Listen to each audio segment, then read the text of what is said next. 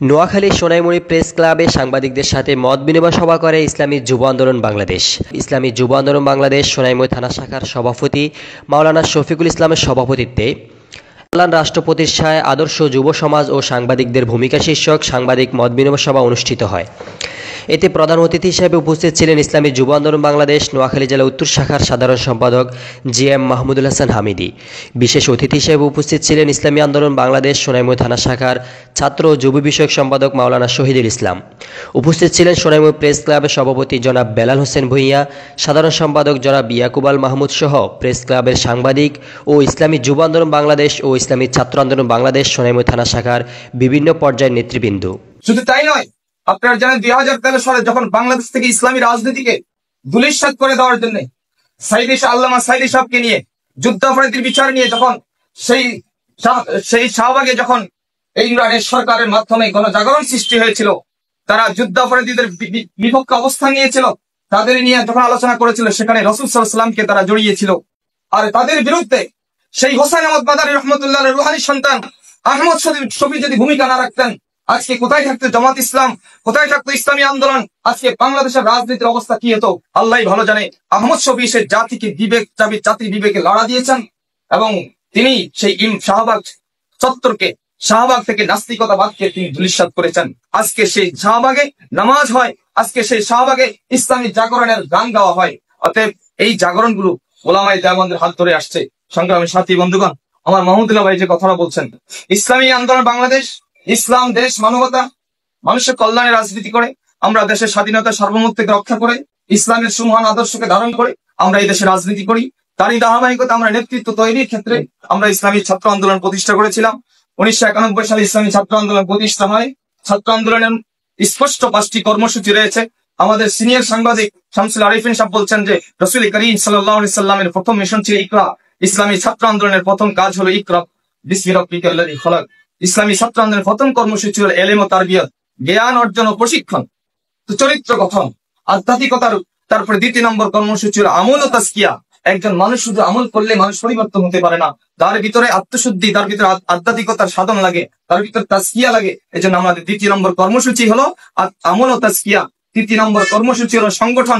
আমরা পড়াশোনার মাধ্যমে, আমলি পরিবর্তনের মাধ্যমে, আমরা মানুষকে সংঘবদ্ধ করার মাধ্যমে, আমরা 4 নম্বর যে কর্মসূচি দাওয়াতের মাধ্যমে আমরা মানুষকে সুসংগঠিত করতে চাই। 4 নম্বর কর্মসূচি ছিল সংগঠন। 3 নম্বর কর্মসূচি ছিল দাওয়াত। 5 নম্বর কর্মসূচি হলো বিপ্লব। আমরা ইনকিলাব, আমরা বিপ্লব প্রতিষ্ঠা করতে চাই, আমরা সমাজ ব্যবস্থা প্রতিষ্ঠিত করতে চাই, আমরা ছাত্র সমাজের নৈতিক উন্নয়ন, চারিত্রিক উন্নয়নের জন্য কাজ করি। ইসলামী ছাত্র আন্দোলনের মৌলিক 5টা কাজ। ইসলামী যুব আন্দোলন বাংলাদেশ যখন বাংলাদেশের যুব সমাজ ক্ষমতার সিঁড়ি হিসাবে অন্ধকারে যখন নিজেদেরকে লেলিয়ে দিচ্ছে, ভাসিয়ে দিচ্ছে, সেই সময় 2016 সালে হযরত পীর সাহেব চরমনাই ইসলামী যুব আন্দোলন প্রতিষ্ঠা করেন। ইসলামী যুব আন্দোলনের সুস্পষ্ট 7টি কর্মসূচি রয়েছে। তার অন্যতম কর্মসূচি হলো দাওয়াত। তার অন্যতম প্রথম কর্মসূচি হলো দাওয়াত। তারপর সমাজ সংস্কার, ঐক্য এবং সমাজ অপসংস্কৃতি দূরীভূতকরণে ইসলামী যুব আন্দোলন অগ্রণী ভূমিকা পালন করবে। এই চিন্তা চেতনা নিয়ে ইসলামী আন্দোলন বাংলাদেশ, ইসলামী যুব আন্দোলন বাংলাদেশ সারা বাংলাদেশে কল্যাণকর রাষ্ট্র প্রতিষ্ঠার জন্য পীর সাহেব চরমনাই নেতৃত্বে এদেশে একটি কল্যাণকর রাষ্ট্র প্রতিষ্ঠার জন্য কাজ করছেন। ইনশাআল্লাহ আমরা সেই জাগরণ দেখতে পেয়েছি। 2018 সালে আমরা সেই জাগরণ দেখেছি। আলহামদুলিল্লাহ, আপনারা শুনে খুশি হবেন, ইসলামী আন্দোলন বাংলাদেশ ফ্যাসিবাদ বিরোধী আন্দোলনে বাংলাদেশে অগ্রণী ভূমিকা পালন করেছিল। শুধু তাই নয়, এই চলমান উপজেলা নির্বাচনকে ইসলামী আন্দোলন বয়কট করেছিল। তারপরেও যারা অংশগ্রহণ করেছেন, বিশেষ করে আমাদের লক্ষ্মীপুর কমলনগরে যিনি টুপি দাড়ি পাঞ্জাবিওয়ালা একজন বৃদ্ধ, সেই মানুষ আজকে নির্বাচনে দাঁড়িয়েছে, জনতা সরকারকে দেখিয়ে দিয়েছে। এখনো বাংলাদেশে হোসেন আহমদ মাদানির সন্তানেরা মরে নাই। এখনো হোসেন আহমদ মাদানী রুহানির সন্তানেরা যদি ভোটে দাঁড়ায়, নির্বাচনে দাঁড়ায়, এদেশের মানুষ তাদেরকে ভালোবাসে। যেই বিপ্লব হয়েছে, যে জাগরণ হয়েছে, আমরা বিশ্বাস করি ইনশাল্লাহ আমরা প্রত্যেকটা ইসলামী দল যদি তার জায়গা থেকে যদি আমরা কাজ করি, ইনশাল্লাহ আশা করি এই বাংলাদেশে ইসলামী খেলাফত প্রতিষ্ঠা হওয়া, ইসলামী হুকুমত প্রতিষ্ঠা হওয়া কোনো বাধা হবে না। আমরা আশা করি দল মতের ঊর্ধ্বে আমাদের সাংবাদিক ভাইরা সত্যনিষ্ঠ দেশের কথা, জনতার কথা, দশের কথা তুলে ধরবেন, এই প্রত্যাশা রাখি। সাংবাদিকরা হলো জাতির বিবেক, তারা দলের ঊর্ধ্বে থাকবে। আমরা ব্যক্তিগতভাবে প্রত্যেকেই যে কোনো একটা দল করি, কিন্তু আমরা যখন আমাদের পেশাদারিত্বের মাধ্যমে আমরা সাংবাদিকতা করি, তখন আমাদের ন্যায়, ইনসাফ এবং ন্যায় পরায়ণতা বজায় রেখে আমরা কাজ করব। ইনশাল্লাহ আপনাদের কাছে প্রত্যাশা করি আমরা আজকে প্রথম আপনাদের সাথে এইভাবে প্রথম এসেছি, ইনশাল্লাহ বারবার আসবো, আপনাদের সাথে আমাদের কথাগুলো শেয়ার করব, আপনারা আমাদের সাথে কথাগুলো শেয়ার করবেন। আমাদের এই মত বিনিময়ের মাধ্যমে যেন দেশ এবং জাতির কল্যাণ নিয়োজিত হয়। পরিশেষের একটি কথা বলবো, সাংবাদিক বন্ধু হিসাবে আপনাদেরকে একটি কথা বলতে চাই। একটি জাতিকে ধ্বংস করার জন্য দুটি জিনিসের প্রয়োজন।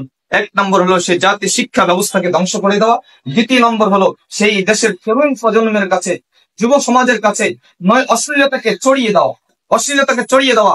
আজকে দেখেন অশ্লীলতা এমন পর্যায়ে ছড়িয়ে গেছে, আজকে 7 বছরের কন্যা সন্তান আজকে নিরাপদ নয়। আজকে 8 বছরের কন্যা সন্তানও নিরাপদ নয় ক্লাস 4-5-এ।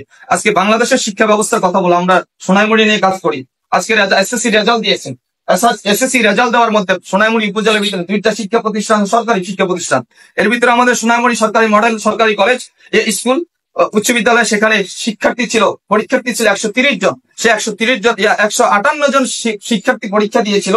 সে 158 জন শিক্ষার্থীর মধ্যে মাত্র 130 জন শিক্ষার্থী তারা পাস করেছেন, জিপিএ 5 পেয়েছেন মাত্র 22 জন। এরপর আমাদের রুবিরহাট বঙ্গবন্ধু সরকারি উচ্চ বিদ্যালয়, সেখানে পরীক্ষা দিয়েছেন 143 জন, সেখানে তারা মাত্র পাস করেছেন 75 জন, আর বাকিরা সবাই ফেল করেছেন এবং একমাত্র একজনের জিপিএ 5 পেয়েছেন। আমাদের সোনাইমুড়িতে সর্ববৃহৎ এবং সর্বোচ্চ শিক্ষার্থী রয়েছেন বজরা বহুমুখী উচ্চ বিদ্যালয়, সেখানে পরীক্ষা দিয়েছেন 336 জন, মাত্র পাস করেছেন 99 জন, আর জিপিএ 5 পেয়েছেন মাত্র 4 জন। তাহলে বোঝা গেল আমরা যে উপজেলাতে কাজ করি, আমাদের এই শিক্ষা ব্যবস্থার অবস্থাটি অথচ সরকার এই সোনামুড়ি হাই স্কুলকে সরকারি ঘোষণা করা হয়েছে, রবিরহাট উচ্চ বিদ্যালয়কে সরকারি ঘোষণা করা হয়েছে। একজন শিক্ষকের 40,000 50,000 করে বেতন দেওয়া হচ্ছে। আজকে শিক্ষকরা ক্লাসে শিক্ষা না দিয়ে, পাঠদান না করিয়ে আজকে তারা কোচিং সেন্টার খুলে আজকে শিক্ষার্থীদেরকে অন্ধ বানানোর এক পাই তারা করছে।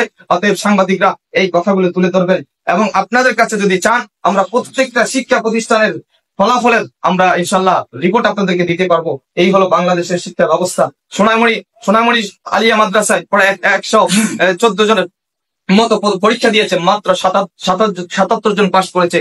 এই সোনাইমুড়ি আলিয়া, সোনাইমুড়ি বাজার, সোনাইমুড়ি উপজেলা একটা প্রাণ কেন্দ্র। এই শিক্ষা প্রতিষ্ঠান থেকে হাজার হাজার জ্ঞানীগুণী শিক্ষিত হয়েছে। আজকে সোনাইমুড়িতে দৃশ্যমান একটা আলিয়া মাদ্রাসাও রয়েছে, একটা প্রতিষ্ঠান রয়েছে, কিন্তু পড়াশোনা কিছু নেই। আমরা সেই মাদ্রাসা থেকে দাখিল থেকে কামেল শেষ করেছি, আসলে শিক্ষার ভালাই কিছু নেই।